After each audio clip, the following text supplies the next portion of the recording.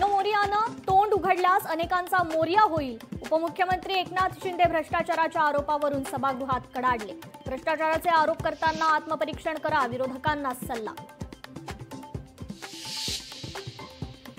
हनी ट्रॅपच्या मुद्द्यावर नाना पटोलेंचा सभागृहात pen drive bomb. या प्रकरणी अधिवेशन संपण्याआधी सरकारने भूमिका मांडावी, विधानसभा अध्यक्ष राहुल नार्वेकरांनी दिले आदेश. हनी ट्रॅपच्या मुद्द्यावर विधान परिषदेत अंबादास दानवे आक्रमक.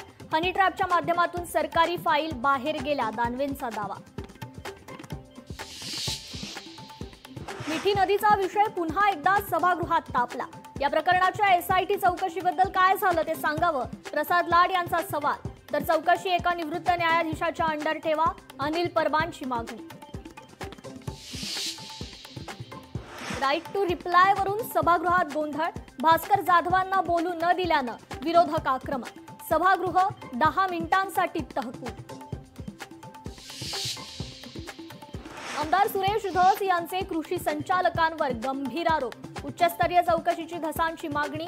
विनय आवटेंनी चुकीचं काम केलं असल्याचा धसांचा आरोप.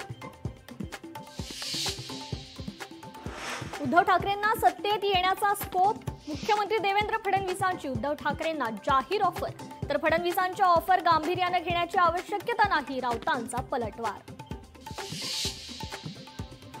संभाजी ब्रिगेडचे प्रवीण गायकवाडांवर शाईफेक प्रकरणी आरोपी दीपक काटेला 14 दिवसांची न्यायालयीन कोठडी.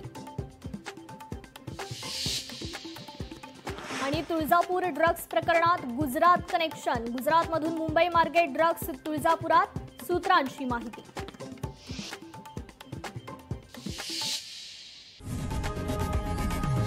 लोकशाही मराठी ऐका, पहा, जागरूक रहा.